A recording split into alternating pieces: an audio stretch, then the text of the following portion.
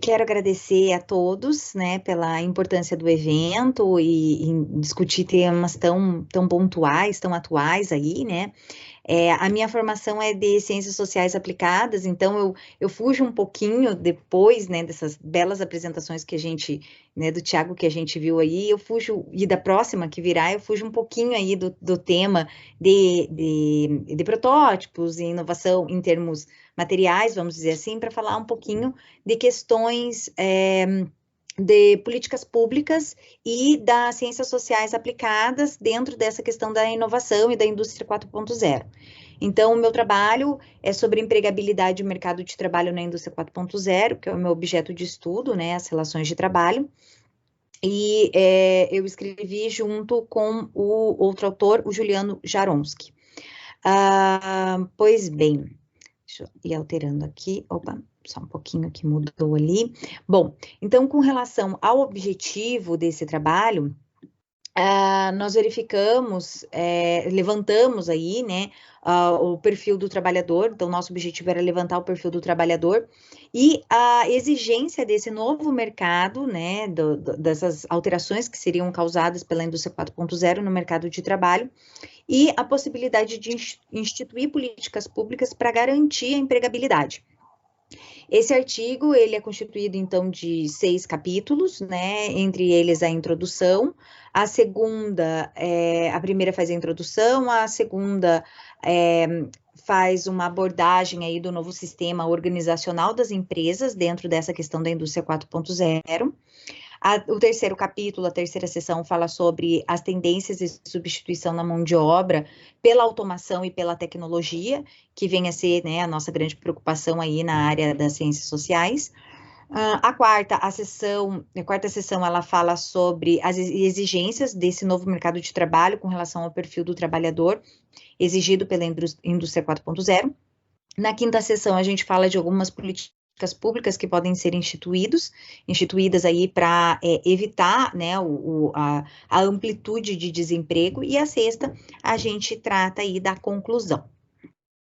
Pois bem, com relação a metodologia que a gente utilizou, uma metodologia dedutiva de pesquisa, documental e indireta, por meio de análise bibliográfica em artigos de revistas científicas e livros. E aqui foi empregado a análise de conteúdo dos dados quantitativos apresentados na base teórica. Bem, o que a nossa pesquisa demonstrou, né? Ela demonstrou, então a gente fez na introdução um apanhado histórico também com relação à evolução das 4 revoluções industriais e o que elas causaram no mercado de trabalho. A gente observou que a 4ª revolução industrial, ela vai alterar muito a estrutura organizacional da indústria e do mercado, não só do mercado de trabalho, também como o mercado de consumo e o mercado da mão de obra. A possibilidade do desemprego, ela é bem nítida, né? Ela nos aparece aí de uma forma bem visível com relação a essa substituição do homem pela máquina, havendo, então, previsões de mudança nesse rol de profissões que a gente tem. Então, muitos estudiosos dizem que na indústria 4.0, muitas profissões novas irão surgir, enquanto outras profissões irão ser extintas, né? Da mesma forma como aconteceu em outras revoluções, né? Por exemplo, nas primeiras revoluções industriais, onde a gente viu uma diminuição muito grande da mão de obra artesã.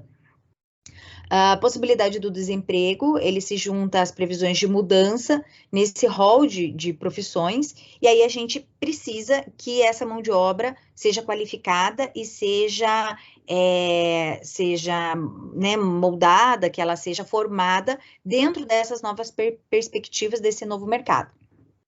As atividades que se mantiverem, elas vão exigir desses trabalhadores valores humanos e formações multidisciplinares, né? Então, a gente vê uma mudança de paradigmas muito grande aí na formação dessa mão de obra, além de um aprendizado e motivação para lidar com os desafios do conhecimento e a competência relacionada a essas novas tecnologias. Então, o trabalhador, ele vai ter que se adaptar, ele vai ter que ter esse conhecimento de forma multidisciplinar dessas novas tecnologias. Com relação às políticas públicas que a gente observou aqui nessa possibilidade de combate ao desemprego, né, a gente elencou aqui o combate de desigualdades, a qualificação de trabalhadores, e alguns autores até defendem, a gente trouxe até para uma questão de apreciação aqui, o pagamento de uma renda mínima, como se fosse uma espécie de uma bolsa a todos os cidadãos, nesse momento de transição, onde a gente teria uma quantidade muito grande de desempregados. Para que a gente possa lutar com essa, né, grande quantidade de desempregados, nós precisamos fazer um monitoramento, né? Então, é preciso que a gente já faça monitoramento por meio do CAGED, né? Que a gente acompanha ali admissões e demissões, sobre a empregabilidade nos ambientes de trabalho, e em especial na indústria, porque a gente percebe que a indústria é o que puxa essa questão do mercado de trabalho nos outros segmentos, como comércio e prestação de serviço. Então, a quarta revolução, ela inaugura essas rupturas, em especial nas indústrias. Então, é o momento, né, da gente começar a observar e avaliar essa questão da empregabilidade, e a partir do momento em que a gente perceber, né, que o desemprego, ele tem aumentado, embora não haja fechamento de empresas, então isso significa que haveria uma substituição realmente do homem pela máquina, a gente precisaria começar em políticas públicas. Trouxe aqui para a avaliação um gráfico muito interessante de um trabalho que foi desenvolvido nos Estados Unidos, onde a gente percebe que esses autores, o Frey e o Osborne, eles colocam que atividades que sejam mais voltadas à criatividade, ao pensamento cognitivo criativo, elas vão ter mais dificuldades em serem substituídas. Então, tem um outro gráfico que a gente apresenta no trabalho, que também é bem interessante, onde há um mapeamento, vamos dizer,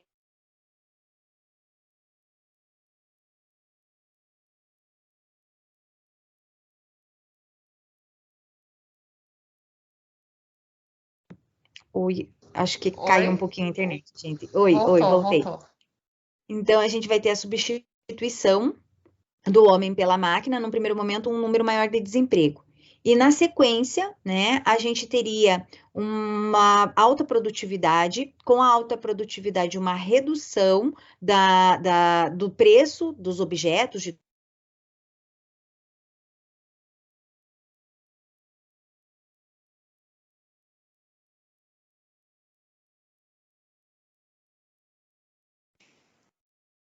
internet. Oi, Priscila? Voltou, Priscila? Tá ouvindo?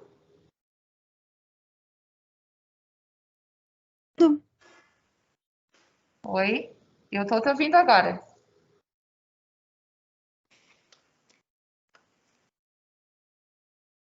Oi?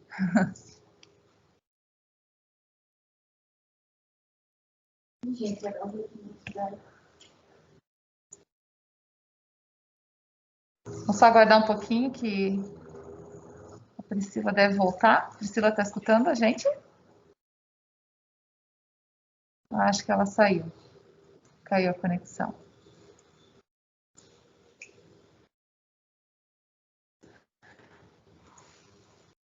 Vamos ver se ela entra aqui na sequência.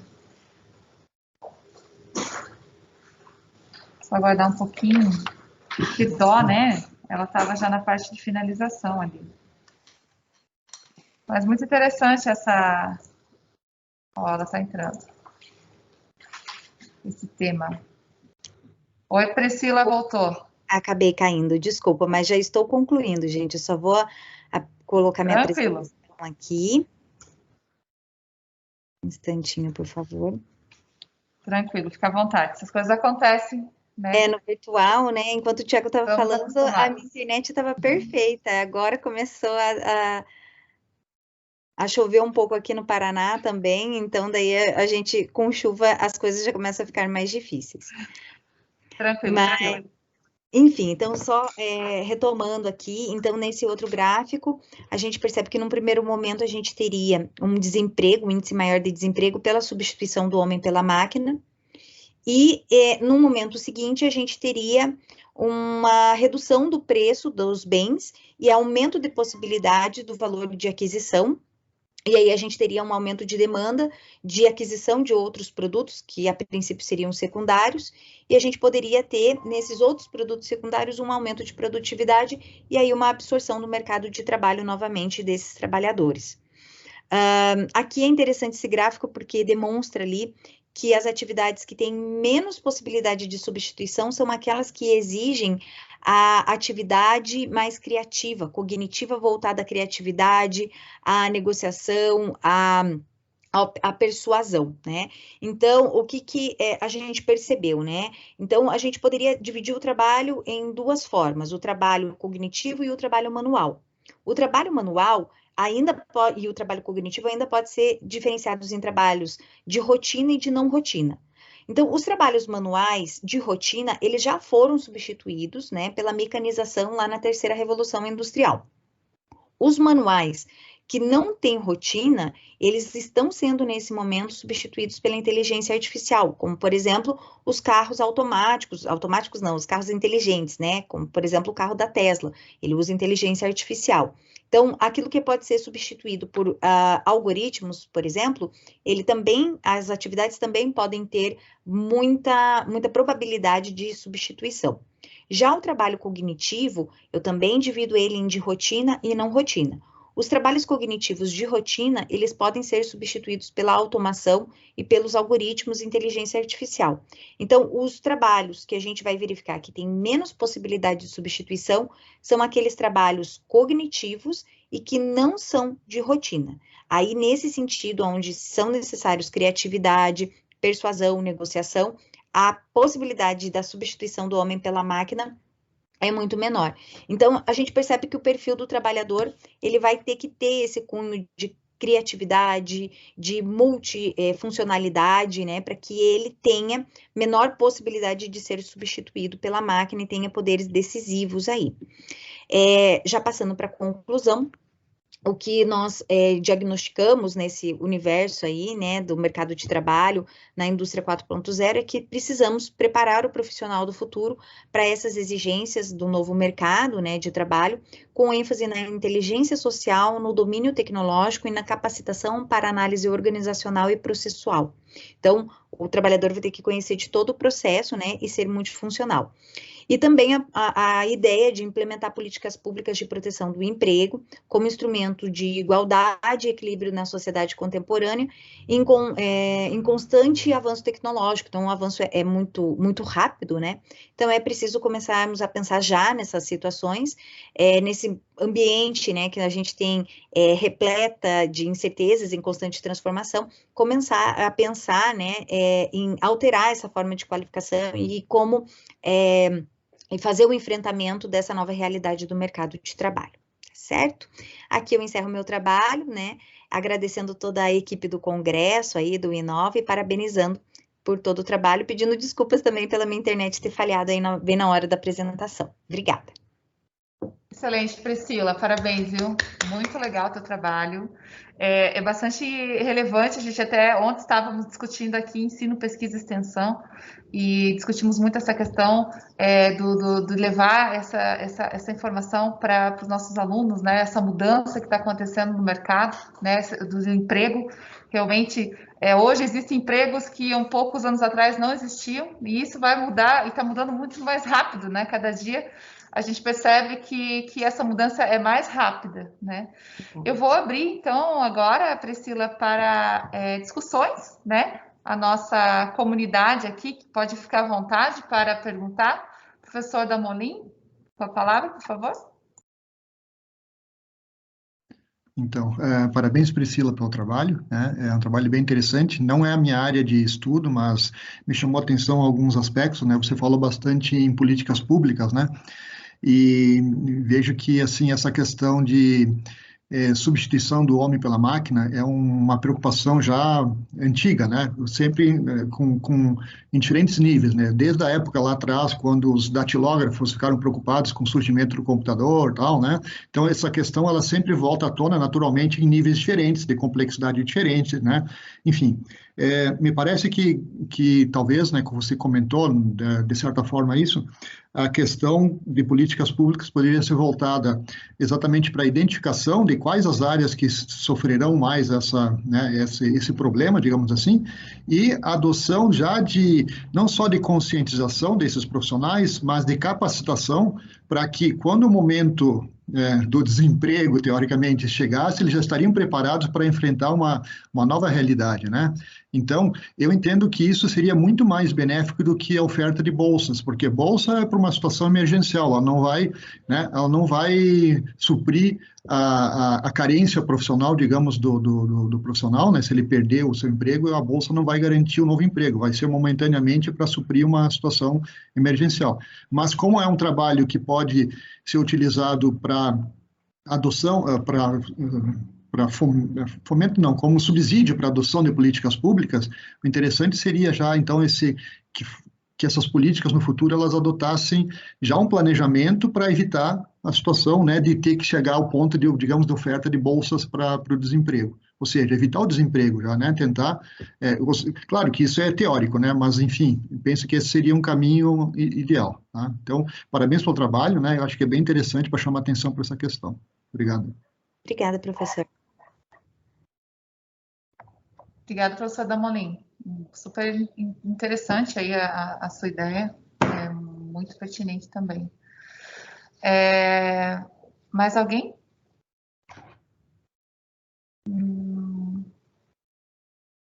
Então, Priscila, muito legal, tá? Parabéns. Professor Otto, por favor. Ok. É importantíssimo o que a Priscila acabou de apresentar e eu vou aproveitar aqui a conversa que teve o professor Damolin, né? No seguinte, isto nos leva pela conversa dele e pelo que a moça Priscila apresentou, que em todas as áreas do trabalho, né, se esteja preparado para mostrar e para que nós nos preocupemos em aprendizado permanente, aprendizado constante, né? Assim, simplificando, há muitos anos atrás, quem era torneiro mecânico, pô, que bacana. Hoje, tá muito bom, se tiver uma oficina à beira da estrada desse jeito, ok, quebra um galho e tal, mas se ele não tiver condições técnicas, financeiras, etc., de partir para torno automático, vai ser difícil, e isso aí não é assistindo um filme no fim de semana, né?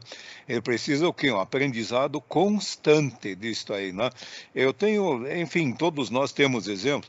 Meu falecido avô materno, ele começou a trabalhar aos 12 anos, aprendeu tipografia. Até os 75 anos dele, isso estava de bom tamanho.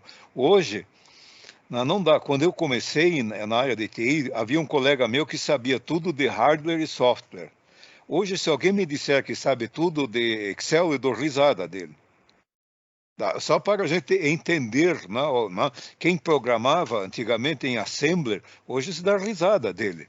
COBOL, mas que bacana, o que é isso? Né?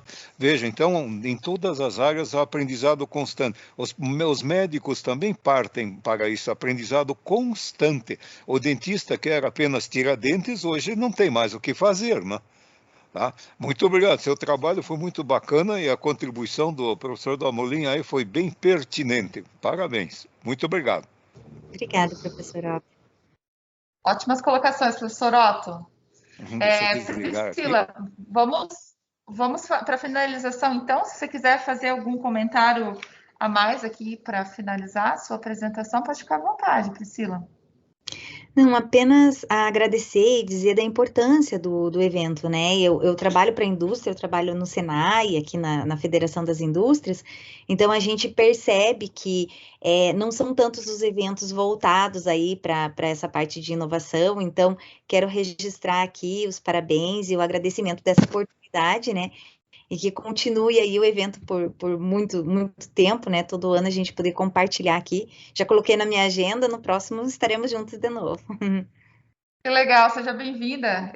E com certeza a nossa ideia é dar continuidade, sim. Nós temos até uma especialização aqui em inovação. Ontem estávamos discutindo com os nossos alunos, né? Então, eu acho que isso não tem como mais nós fugirmos, né?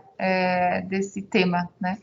E muito obrigada pela sua participação e confiança aí no nosso trabalho, né, Priscila? Convido você a continuar na nossa sala. Obrigada, Fernanda. Obrigada a todos. Obrigada.